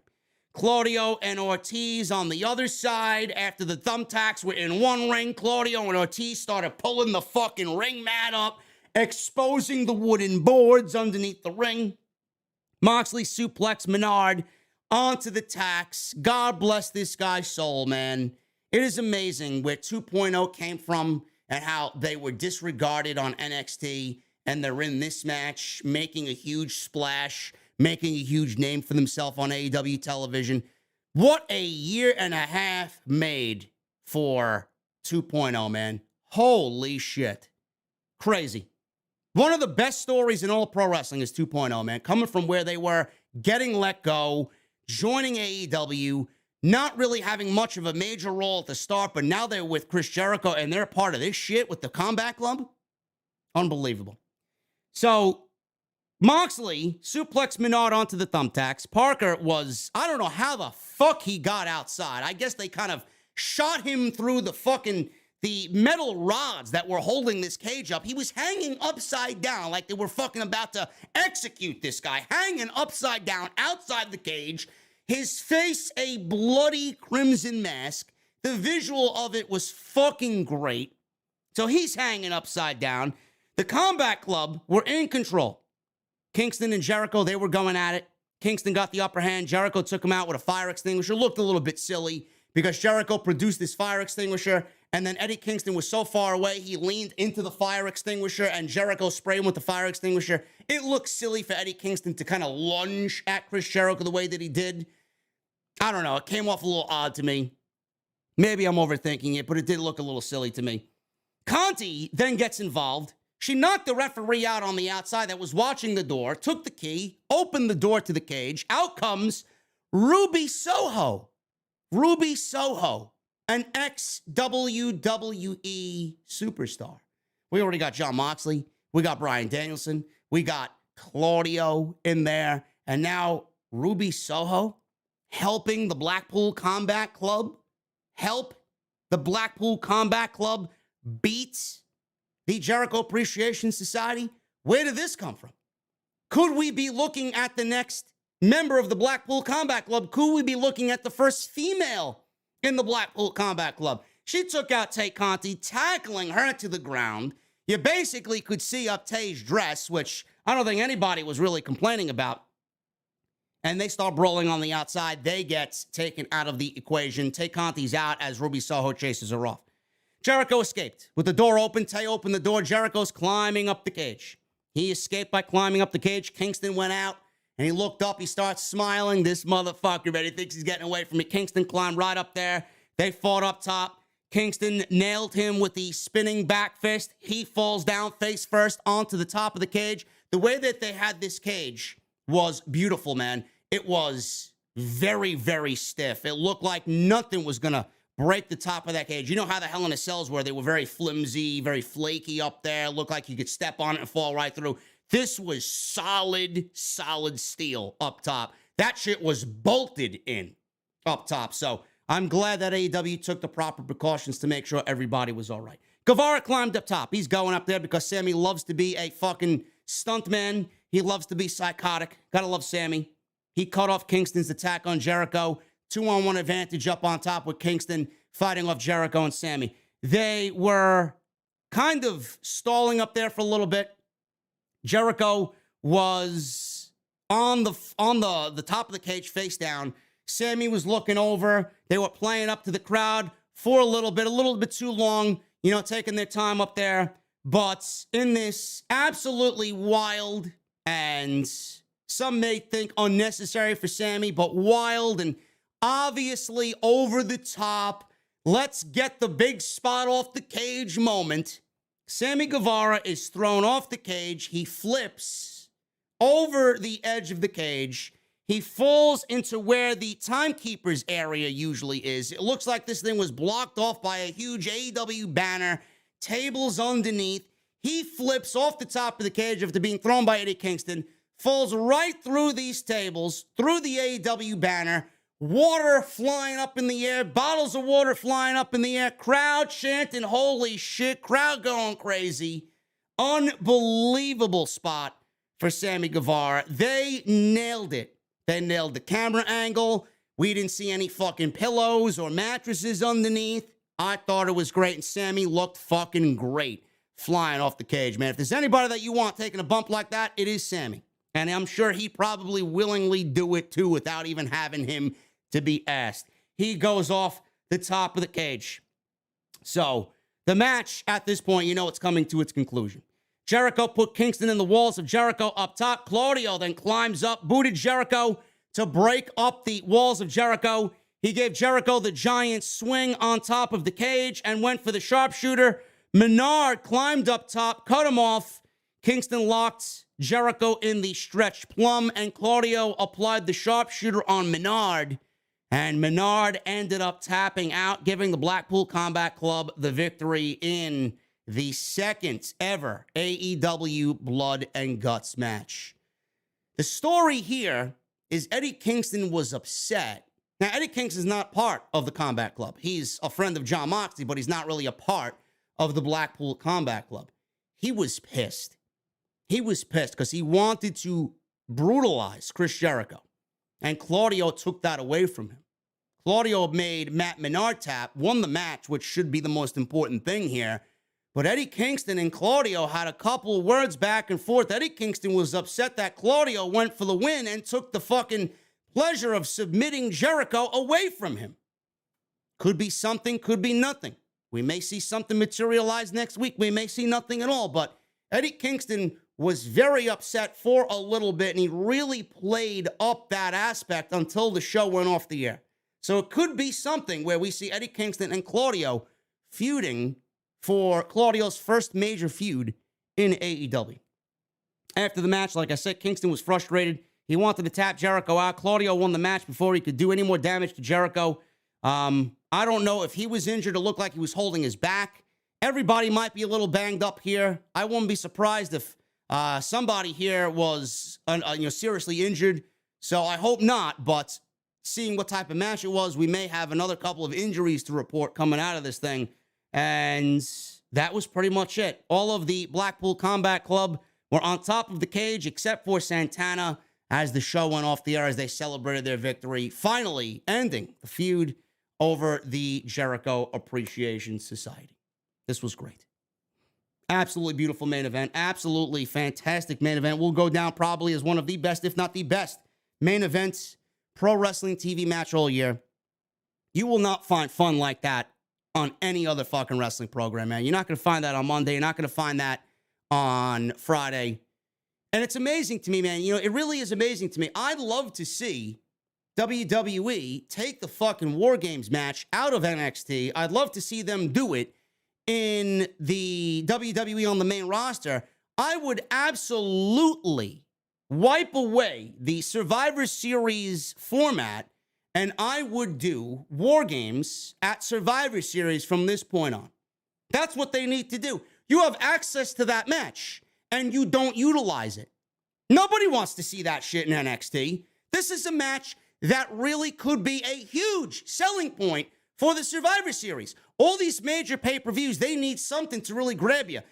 Royal Rumble grabs you because of the Royal Rumble. WrestleMania grabs you, that's self-explanatory. SummerSlam grabs you, that's self-explanatory. Money in the Bank grabs you, that's self-explanatory. What is Survivor Series? Survivor Series is nothing more than Raw vs. SmackDown, and there is no Raw vs. SmackDown because WWE doesn't play up the brand split every year, and WWE, they act as if there is no brand split, so that when we get to Survivor Series, none of these matches happen anyway, yet they constantly shoot to us. It's Raw vs. SmackDown at the Survivor Series, the only time per year where we get Raw versus SmackDown. We know that's not the case. We know that's not the case. War Games should absolutely be a main roster staple at Survivor Series every single fucking year. That goes to show you that WWE doesn't have any sense of creativity. WWE doesn't like taking risks. WWE just wants to appease the fucking shareholders. They don't want to write compelling television. It'll be too bloody. It'll be too brutal. They don't want any of that. It's not fucking kid-friendly. This is why WWE sucks. I hate Survivor Series. I used to love Survivor Series. I hate Survivor Series. But WWE has this match wasting away in NXT. Nobody wants to see NXT do it. So let's get it on the main roster. Survivor Series could use a huge selling point for their pay-per-view with this tired, dead concept that they run every year. Oh, SmackDown versus Raw. Nobody gives a shit. We see SmackDown versus Raw every fucking week. We saw SmackDown versus Raw this past Monday with the Usos and Street Profits. I don't give a shit. I don't care. We saw Raw versus SmackDown with Matt Riddle versus Roman Reigns on SmackDown a couple weeks ago.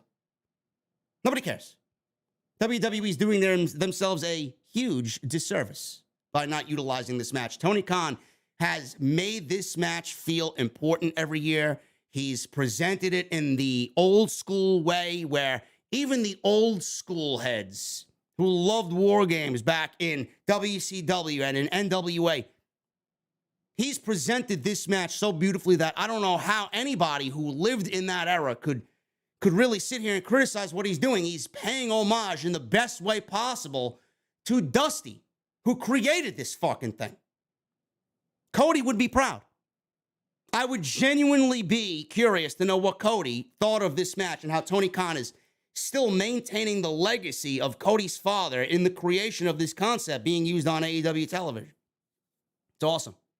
Absolutely awesome.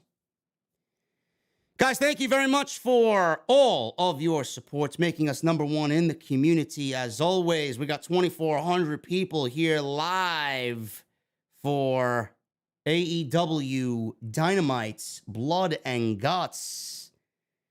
Thank you guys very much, man, for all of your supports. We're about to go over the Super Chats now.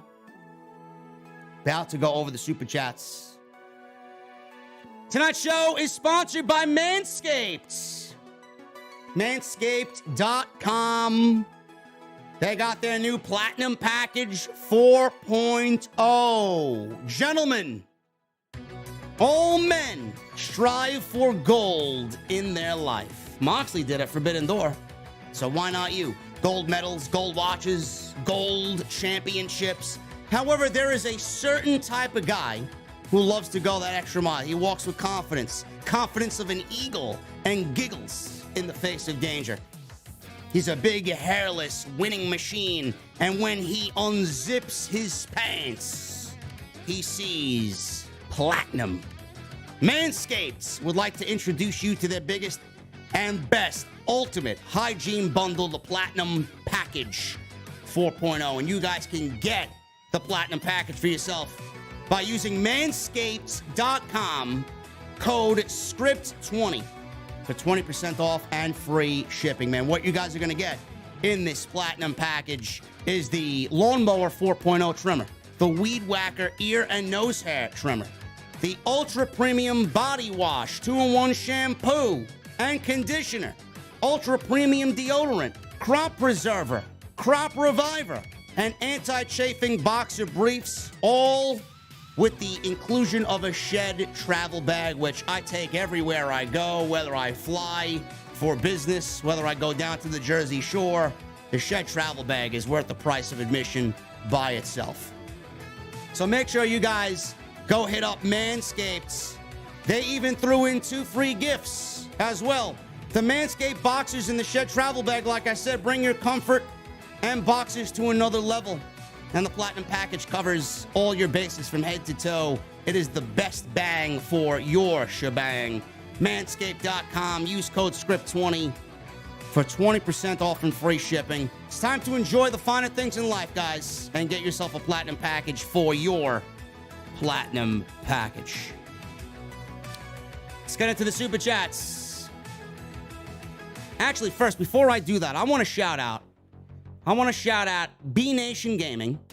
I want to shout out LJ Best Ever. I want to shout out Blank. OMG It's Rush 2213. Jacob S. Elite Soldier. Victorious Soldiers. Silent One. Carl Peterson. And Jen House. Thank you for all either becoming a member or re-upping your membership to the VIP club right here on Off the Script. Thank you guys very, very much. Let's start at the top with the Super Chats. Joseph Taylor with a $5 Super Chat.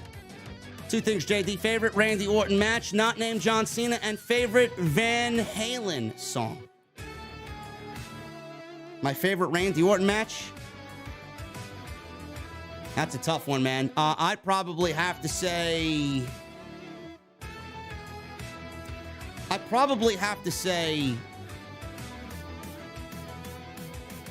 him and Mankind at SummerSlam. Him and Mick Foley. That match really, to me, one of the matches that really kind of launched Randy Orton to where he is and how great of a superstar he is. Favorite Van Halen song? Joseph Taylor, I don't have one. I don't listen to Van Halen. I don't. Tony Brown with a $10 super chat. Kira. What a A's, says Tony Brown. Kira Hogan has nice assets, Tony Brown, yes. Absolutely. Can't take anything away from Kira Hogan. He also says, have not forgotten about you, Chi-Town Smart. He'll be back next week, guys. Jesse will be back next week. Joseph Taylor with a $2 super chat. Blood and Guts is the craziest match I have watched. Joseph Taylor, man. I don't know if that's the craziest match that I've watched, but it was fucking hella crazy, man. I enjoyed every single minute of that match. It was awesome. Michelle Moran with a $2 super chat. Bloody and brutal, but I loved it. Lost Santana now. I don't know what Santana is feeling like right now. I hope it's not serious. I will keep you guys updated on the podcast. Thank you, Michelle, with the 2 in super chat. Ryoff Wildflower with a $1.99 super chat. I see this show with no commercials. Loved it. You Fight TV guys, man. You got it made. You got it made. It may actually be worth the $4.99 or whatever it is to sign up and watch this shit commercial free. Devon Coachman with the $2 super chat. Do you think Ruby Soho joins the BCC? Yes, I do. I think Ruby Soho is the first female member in the Blackpool Combat Club. For sure. Nicholas Allen with a $19.99 super chat. I hope we delivered in Detroit and sounded just as lively on TV as we were live. Nicholas, you guys fucking killed it, man.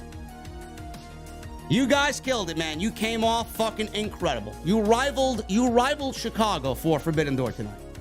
It was awesome. Proud of you guys. And thank you for the 20, brother.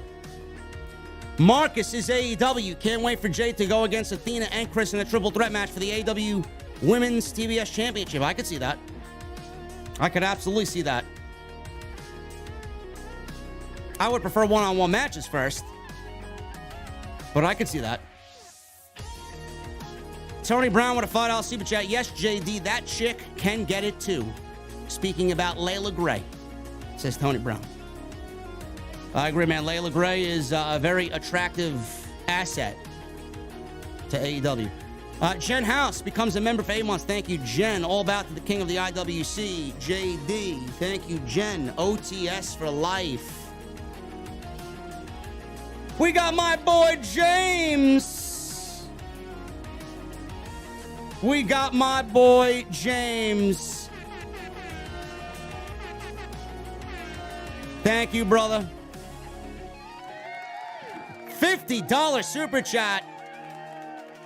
JD, Google was being a biatch the other day when you were live for Forbidden Door in the media scrum and wouldn't let me do super chat. Your questions were some of the best of the night, but I was wanting to know why you didn't ask more from the others.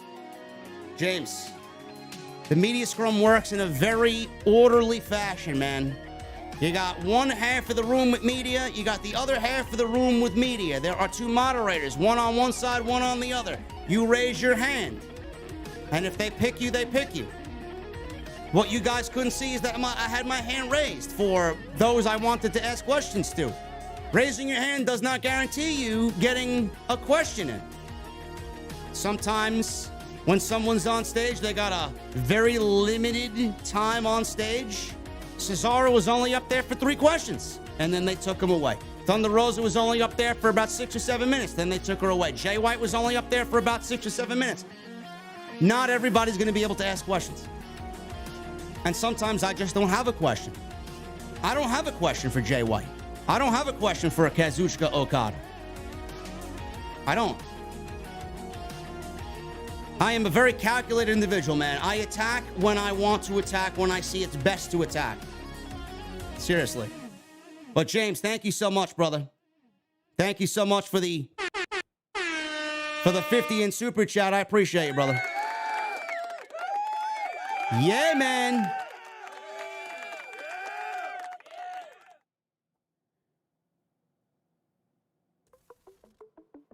Jedi Joker with a $5 super chat. I could definitely get used to seeing a heel Luchasaurus. I would have paid pay-per-view money to see this show tonight. I gotta ask you, JD, are we live? Yes, we are live, brother. Very much live. Number one live.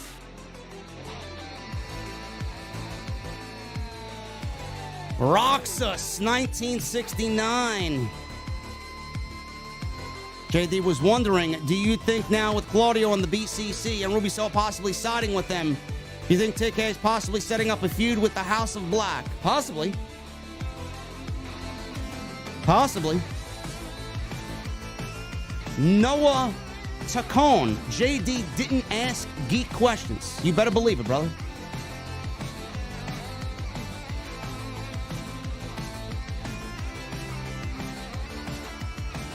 Kern Clark. And Roxas, thank you for the 6 months, brother. I appreciate you. Kern Clark. I'm a huge AEW fan, but the main event didn't do it for me. To each their own, I guess. I got bored. That's a you problem, Kern Clark. That's definitely a you problem, brother. Jaden Gilliam with a $1.99 super chat. Special OTS birthday tonight for my girlfriend, Mackenzie. Jaden. Shout out to Mackenzie and happy birthday, Mackenzie. What are you drinking tonight? Make sure you do something really, really special, Jaden. Otherwise, I'm going to have to fucking find you and bench you and throw you out of the venue. With no getting back in because Otis is not going to let you back in. El Thwin with a Chilean 2,500 in pesos. All the thanks to the performers for risking their bodies and bringing the passion for pro wrestling that was about to be eradicated by Vince and company.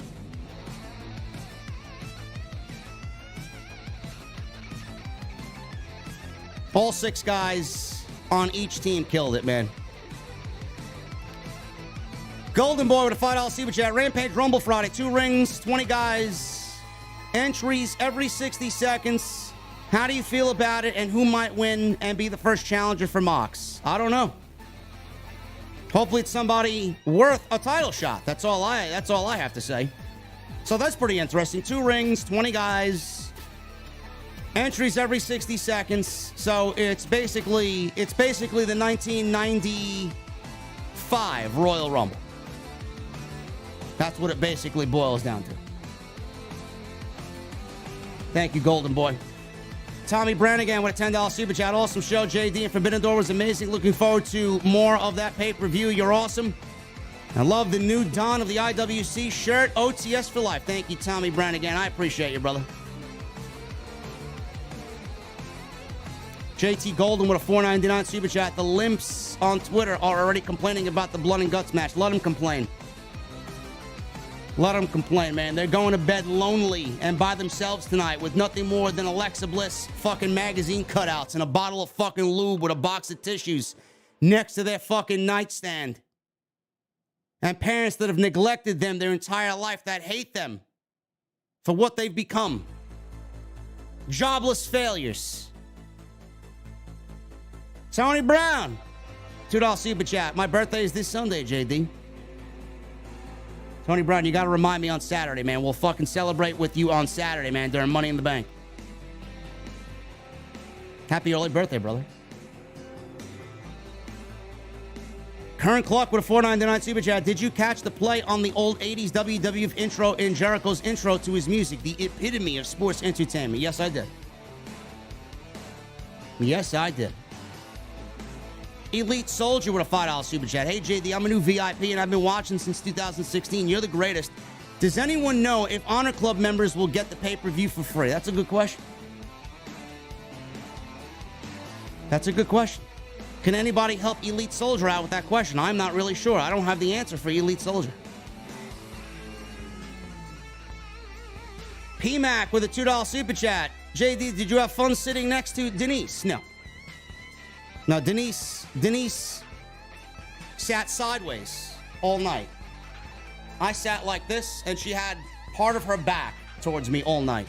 And then when I was at the post-show scrum, she knew exactly where I was sitting, and she got up about 5 or 6 different times and bent over as if anybody wants to see her green dress and her ass poking out in front of my camera. Nobody wants to see that.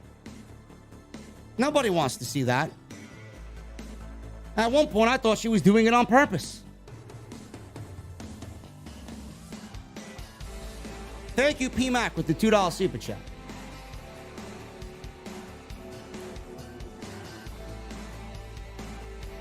$16 Hockey Nerd fan with the $10 super chat. Hey, JD, it's Edward. I just want to say it's my 1 year since I had heart surgery, and I am recovering well. Thank you for everything you do. I'm drinking a Grey Goose with iced tea. Cheers, bro. Hockey Nerd. That sounds delicious, man. I'd ask you what you're drinking, but you already told me.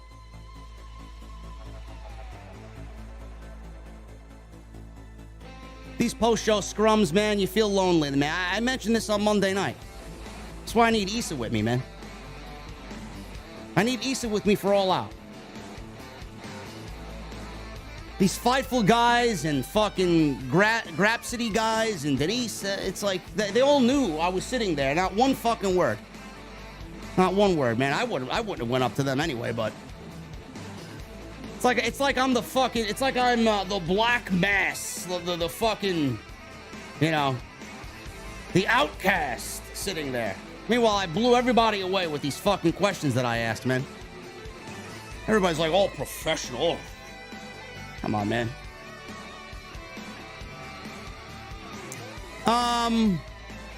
Noah becomes a member. Thank you, Noah. Hollywood Guy, $5 super chat. The JAS look like the gang from Clockwork Orange. Have you ever seen the movie? I think the Royal Rampage is a take to the Royal Rumble. Maybe. That's exactly what it is. It looks like the 1995 Royal Rumble.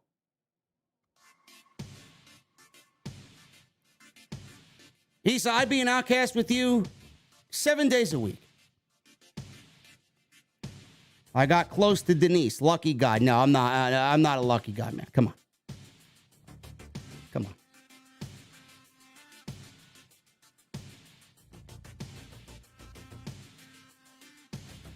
Dotson says, JD, I should have said, it smells like bitch in here.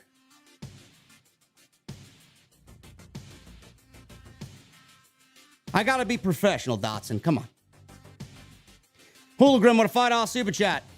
I just found out that Luchasaurus was originally supposed to have the gimmick that Adam Scherr eventually got, being Braun Strowman. Imagine that. Lucky him, huh? Lucky him. Joey Clemenza with a new membership. Thank you, Joey Clemenza. You and Noah, what are you guys drinking? Hollywood guy, cute is not attractive. Cute is cute, man. Cute doesn't necessarily mean attractive. My cat is cute.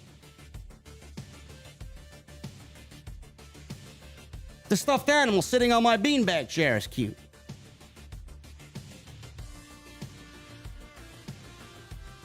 Chelsea, 4 months. Thank you, Chelsea. Milestone hit. Blood and Guts was amazing. I need some peach whiskey. Keep up the good work. King JD, OTS for life. Actually, OTS for infinity. Thank you, Chelsea. We got some Crown Royale peach. Let's get you some Crown Royale peach. D Hazard with the $2 super chat. First live AEW, so much better than Raw live. Yeah. Yeah. You have some mental fucking problems if you're paying to go watch Raw live. DX for life with an Australia mate. $5 super chat. I love to see an Acclaimed babyface run and talking smack to heels. They are incredibly over. I think they're going to be awesome, man. They're not even getting started yet, the Acclaimed. Christy Wilson with a $4.99 super chat. Eddie hurt his back in the match. I would not be surprised.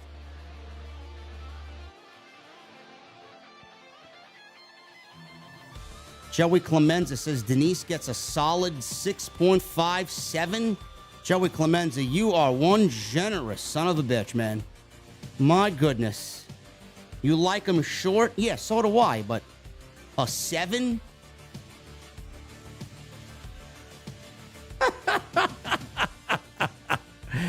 Oh, man. Thank you, Christy Wilson, for $4.99. Gavin Deeth with an Australia mate. $10 super chat. If you're going to rip off the Royal Rumble, why not call it Rampage Roulette? It wouldn't be that hard to have a roulette wheel graphic on the screen picking when the wrestlers come out. Now, that shit sucks, man. We need Aztec warfare. That's what we need.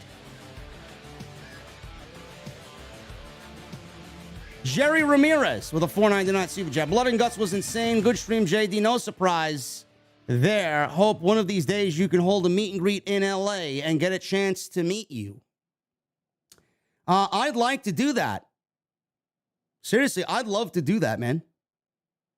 I think that'd be great. Maybe we'll do WrestleMania next year. Christy Wilson with a $1.99 super chat. JD, and you wonder why they don't talk to you. Could have said, hey, man, you're an asshole, but we appreciate what you're doing. You're fucking, you're creative, and you got some great shit going on there, right? Christy Wilson, $1.99. WWE is dead as fuck. Yes. Matthew Melnar. Well, that $4.99 super chat. This was such a great show. I'm so glad I got to witness it live. AEW really knows how to put on a show.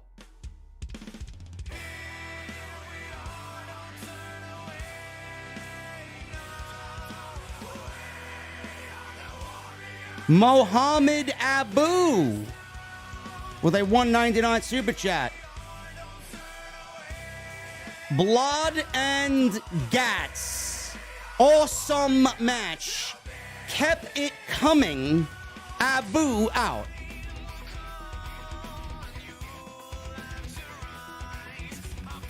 Danny Baker with the $10 super chat. Survivor Series sucks nowadays. They could at least go back to the format like they did in the late 80s and the early 90s. The Raw vs. SmackDown crap sucks.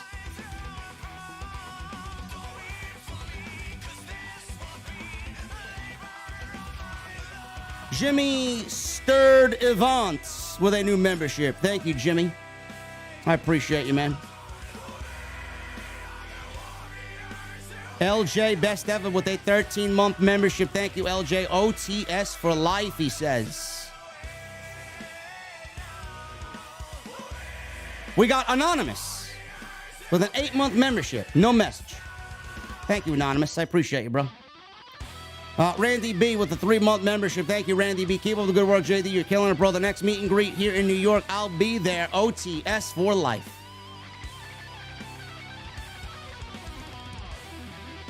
Joseph Taylor with a $2 super chat. Fuck Bill Goldberg. Yes. Thank you guys for the 1,000 likes. Silent One with a $2 super chat. I'm a man of my word, JD. Great review. Love OTS. I knew you were, man. NBA Youngboy fan with a $4.99 super chat. If the report of Sasha getting released on June 10th is true, then due to her 90 days, she won't be able to make All Out, but could make it to Grand Slam. I don't know, man. I don't know what's going on with that. We will see. We will certainly see. I'm really tired of talking about Sasha Banks, but it's in the fucking news, so we got to talk about it. Susan D'Ambrosio with a 9-month membership. Thank you, Susan, for the 9-month re-up. Blood and Guts was awesome. Loved it. JD, you are the GOAT of the IWC, and get well soon, Jesse.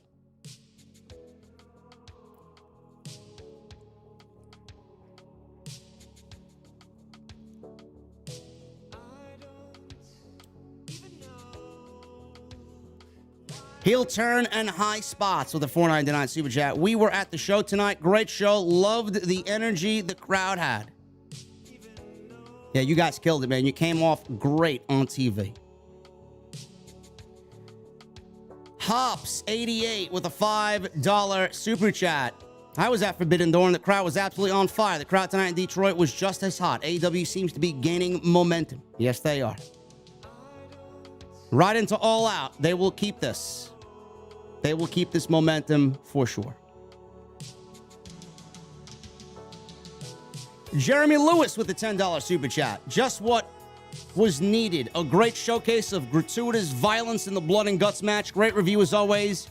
Heard about Chuck Taylor. Expired contract stories disappeared, but he was on Rampage.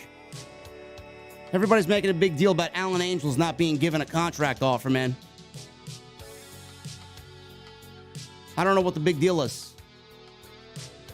Year ones are going to be out. It's not that big of a deal, man. You're losing nothing with Alan Angels. Thank you for your services. Go and do what you got to do. That doesn't mean the relationship is severed. He'll come back when Tony Khan wants him or needs him. He'll come back. Or if he's got plans for the Dark Order at some point, he'll get them back together.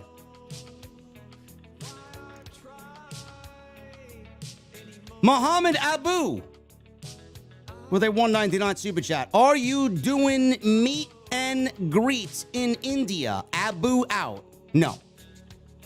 You wouldn't catch me dead in India, Mohammed, especially with you being there. Denise's crooked eyelashes. You guys are just hating on Denise. Get him out. Get him out. Dickens Dumont.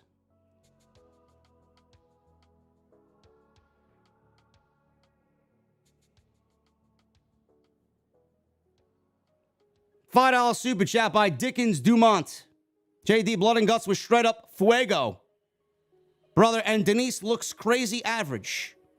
Dude's got to stop the slobbing over these broads in the IWC. One love, bro.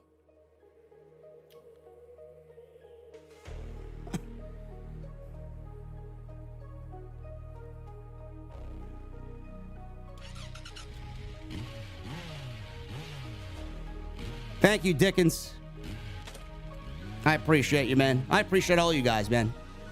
2,400 people in the venue tonight. OTS Extra. Go check it out. It is live on the channel right now if you missed any of that. Sasha Banks released on June 10th, according to Raj Giri of Wrestling Inc. We talked about it on OTS Extra today.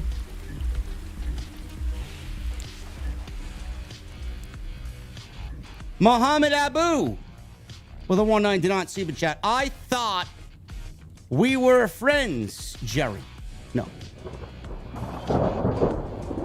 Nah. Now, the only females I fuck with, man, are Issa and Destiny, and that's it. Everybody else, man. You talk about fucking mid. Oh, JD doesn't deal with mid, man. Come on. Anyway, guys, I'm getting out of here. Thank you for all the super chats. Thank you for a great AEW Dynamite review. Thank you guys for showing up. 2,400 plus in the venue, minus Jesse tonight. We'll get Jesse back next week. We'll talk AEW next week. OTS Extra, go check it out. Follow me on Twitter at JDfromNY206. That's Twitter and Instagram. Hit that subscribe button down below. Turn on the bell for notifications. Manscaped.com. Code SCRIPT20 at checkout. Go check them out, man. The more you check them out, the more they stay on board. And make sure you guys go check out all the other videos that you might have missed on the channel, man. Listen.